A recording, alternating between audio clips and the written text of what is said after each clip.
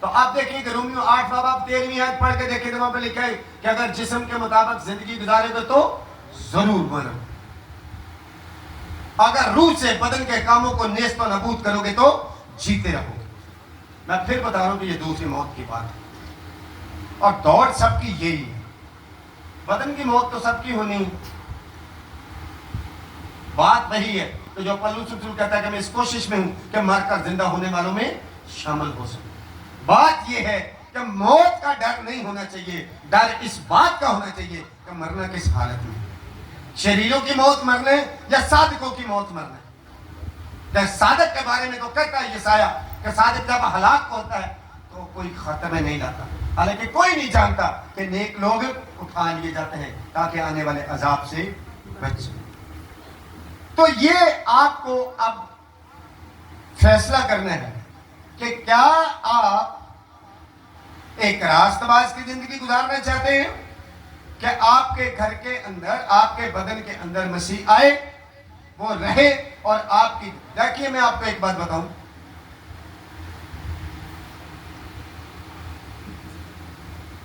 جب تک آپ اپنے بدن کو خدا کے لیے وقف نہیں کرتے، اس کا مطلب یہ نہیں ہے کہ خدا ہر وقت کہتا ہے جی ہاں میں خدا واسطے نہیں، عملاً۔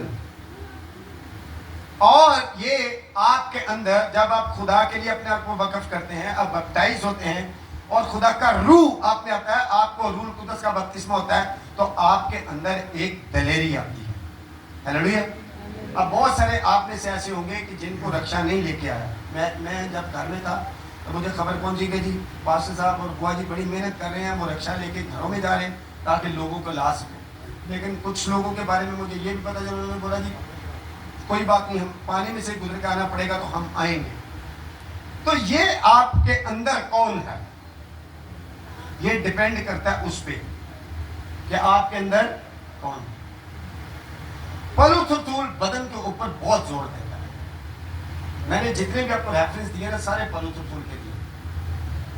اگر آپ اپنی بدنی خواہشوں کو جب تک ختم نہیں کرتے، آپ دیکھیں غلطیوں میں وہ 5ویں باب کی 24 میں کہتا ہے کہ جو مسیح یسوع کے ہیں انہوں نے جسم کو خواہشوں سمیت صلیب پر کھینچ دیا۔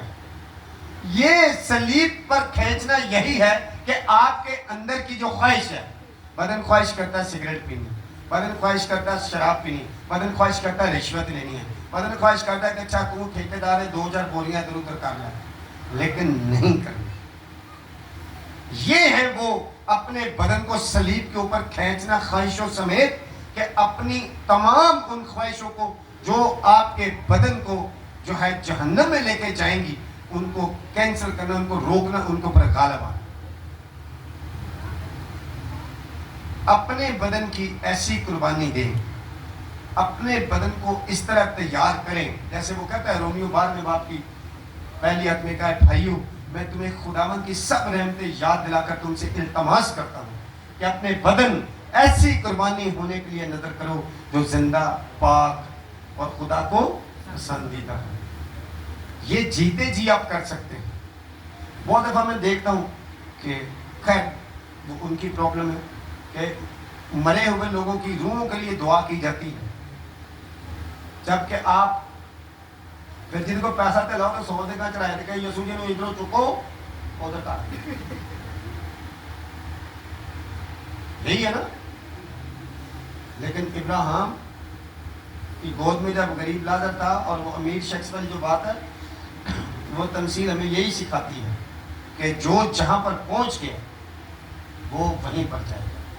کلام ہمیں سکھاتا ہے کہ مسیح نے عدالت کرنی ہے۔ کچھ لوگ ہیں جو انسانوں کی تعلیم پر چلتے ہیں، بائبل کو نہیں فالو کرتے، جو انسانوں نے تعلیم بنائی ہے اسے فالو کرتے ہیں۔ بائبل اس کو بہت بری طرح اس کی مذمت کرتی ہے وہ جو تعلیم ہے۔ لیکن آپ دیکھیں کہ میں یہ بتانا چاہتا ہوں کہ اگر آپ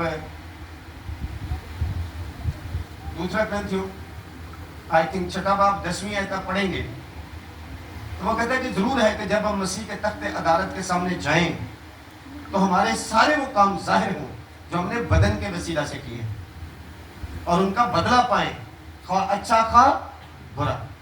تو عدالت کس نے کرنی ہے؟ مسیح. تو پھر یسوع نے کرنی ہے نا. تو یسوع کی بات ماننی چاہیے.